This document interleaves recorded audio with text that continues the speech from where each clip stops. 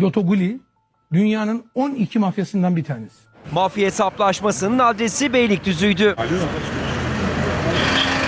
Azerbaycanlı mafya liderinin yeğeninin içinde olduğu araç kurşun yağmuruna tutuldu. Türkiye, Lotoguli lakaplı mafya babası Nadir Salifov'u yakından tanıyor. Nadir Salifov, namı diğer Lotoguli, Azerbaycan, Gürcistan ve Ukrayna'da etkisini gösteren bir suç örgütü lideri olarak tanınıyor. 2020 yılında bir otelde yemek yerken kendi adamı tarafından başından tek kurşunla vurularak öldürülmüştü.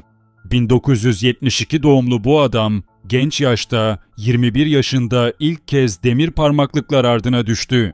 Cezaevinde geçirdiği 8 yılın ardından özgürlüğüne kavuştu. Ama bu özgürlük uzun sürmedi. Bir yıl sonra iki rakip çete üyesinin öldürülmesi olayına karıştığı gerekçesiyle yeniden yakalandı.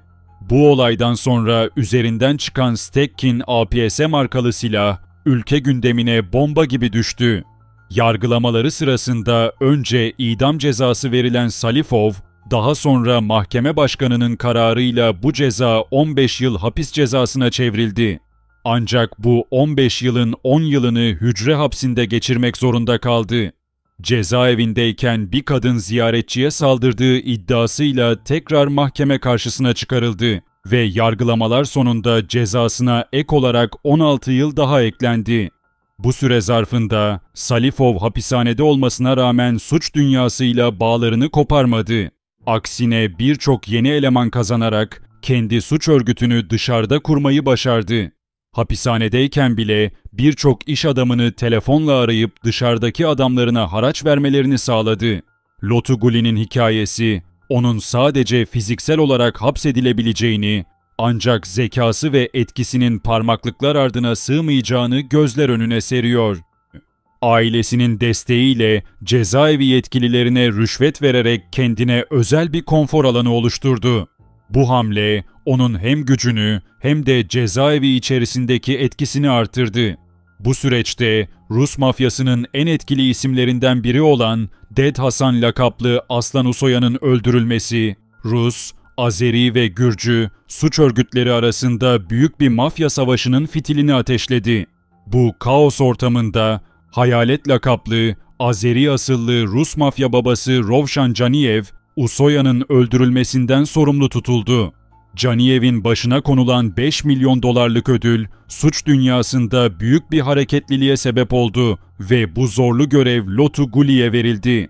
Salifov'un planları kısa sürede meyvesini verdi ve hayalet Rovshan Caniyev, 17 Ağustos 2016'da İstanbul'da Azerbaycan plakalı lüks bir Range Rover'ın içinde öldürüldü.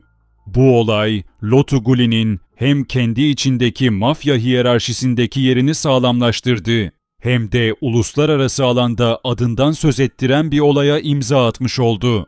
Bu suikast, onun sadece yerel değil, aynı zamanda global bir suç figürü olarak da gücünü pekiştirdi. Rovshan Caniyev'in trajik ölümünün ardından, onun cenazesini doğum yeri Lenkaran'a özel bir uçakla götüren isim, son zamanlarda Sedat Peker'in videolarında sıkça adı geçen Azerbaycanlı iş adamı Mubariz Mansimov oldu. Bu bağlantı, Mansimov'un suç dünyasıyla olan ilişkilerine dair spekülasyonları da beraberinde getirdi. Nadir Salifov, a.k.a. Lotoguli, hapishanede geçirdiği zaman boyunca özellikle Azeri diasporası üzerinde büyük bir etki kurarak suç dünyasının önemli bir kısmını kontrol etmeye devam etti. Bu nüfuzu sadece cinayetlerle değil, diğer etkinlikleriyle de pekiştirdi.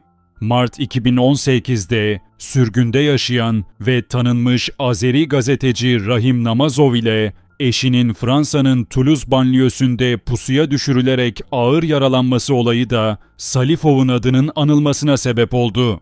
Bu olay, onun suç dünyasındaki etkisinin sınırlarını gösteriyor.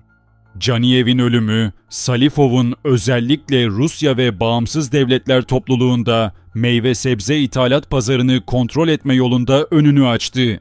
Ancak bu ve benzeri olaylardan sonra başlatılan tutuklama çalışmaları sonuç vermedi. Salifov, Birleşik Arap Emirlikleri ve Karadağ'da kısa süreliğine gözaltına alındı. Ancak sonunda serbest bırakıldı. Bu durum, onun uluslararası arenada da korunmuş ve etkili bir figür olduğunu gösteriyor. 2016 yılında İstanbul Beşiktaş'ta çapraz ateşle öldürülen Hayalet lakaplı Rovşan Caniyev'in cinayetinde parmağı olduğu iddia edilen Nadir Salifov, yani Lotu Guli, oldukça çalkantılı bir dönemden geçti. Caniyev'in adamları Salifov'u öldürme yemini ederek ona yönelik saldırılar planlasa da bu planlar polis tarafından son anda engellendi. Hapisten 20 yıl sonra serbest kalan Salifov, Türkiye'ye sık sık seyahatler yapmaya başladı. Ancak bu seyahatler sırasında adamlarının karıştığı ve bir kompolisinin ölümüyle sonuçlanan olay, 2018 yılında onun gözaltına alınmasına neden oldu. Bu süreçte eski İçişleri Bakanı Mehmet Ağar'ın devreye girerek Salifov'un Türkiye'den deport edilmemesi için çaba gösterdiği iddia edildi. Ancak gerekli işlemler tamamlandığı için bu müdahale başarısız oldu. Sonuç olarak Salifov Türkiye'den deport edildi. Bu olaylar Salifov'un hem Türkiye'deki hem de uluslararası arenadaki suç dünyasındaki derin bağlantılarını ve etkisini gözler önüne seriyor. Her ne kadar cezaevi dönemlerinde ve sonrasında defalarca hedef alınsa da Salifov'un suç dünyasındaki ağırlığı ve etkisi onun adını sürekli gündemde tutmaya devam etti. Yıllar sonra Sedat Peker'in son videosunda ileri sürdüğü iddialar, suç dünyasındaki karmaşık ilişkiler ve gizli planlar hakkında yeni bir sayfa açtı. Peker, Azeri suç örgütü elebaşı Lotu Guli lakaplı Nadir Salifov'un Türkiye'ye giriş yasağı olmasına rağmen Türkiye'ye nasıl giriş yaptığının perde arkasını anlattı. Telefon kayıtlarının incelenmesi gerektiğini belirterek iddialarının yalan çıkması halinde kendi kolumu keserim dediğini ekledi. Özellikle dikkat çeken iddia, Nadir Salifov'un Palmali Holding'in sahibi, Azeri asıllı milyarder Mübariz Mansimov Gurbanoğlu'nu öldürmek için Türkiye'ye getirildiği ve bu organizasyonun eski İçişleri Bakanı Mehmet Ağar tarafından yapıldığı yönündeydi.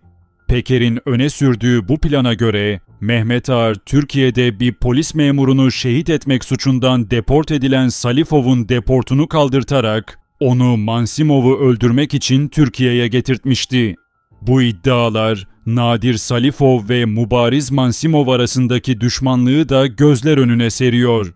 Salifov'un rakibi Rovşan Caniyev'in cenazesini özel uçakla doğum yeri Lenkaran'a götüren Mansimov'a duyduğu öfkenin altında yatan nedenler ve entrikalar suç dünyasının derinliklerinde yankılanan büyük bir oyunun parçaları gibi duruyor. Bu tür iddialar suç dünyasının karmaşık ağlarını ve iç içe geçmiş ilişkilerini bir kez daha gün yüzüne çıkarıyor. Lotu Guli lakaplı Nadir Salifov, Antalya'da bir otelde yemek yerken yakın bir arkadaşı tarafından başından tek kurşunla vurularak öldürüldü.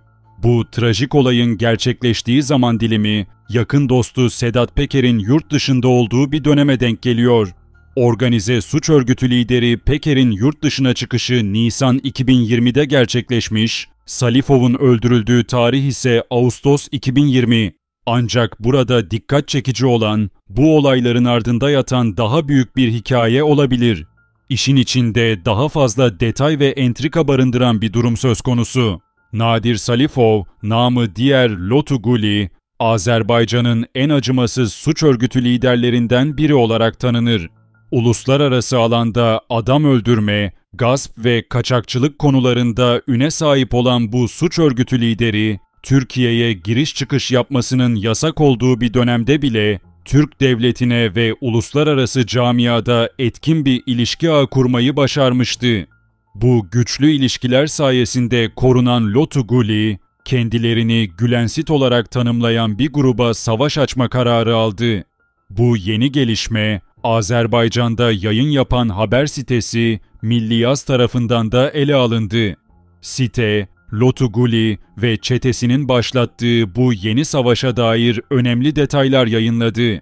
Türkiye'deki Gülenci hareketin destekçilerinin güçlenmesinden endişe duyduğu ve bu yüzden hem Türkiye'de hem de Orta Asya ve Rusya'da Gülencilerle savaş açtığı iddia ediliyor. Bu konuda yapılan haberlerde Lotu Guli'nin Türkiye'de ve tüm eski Sovyet mekanında Gülencilerle amansız bir mücadeleye başladığını belirten ifadelere yer verildi.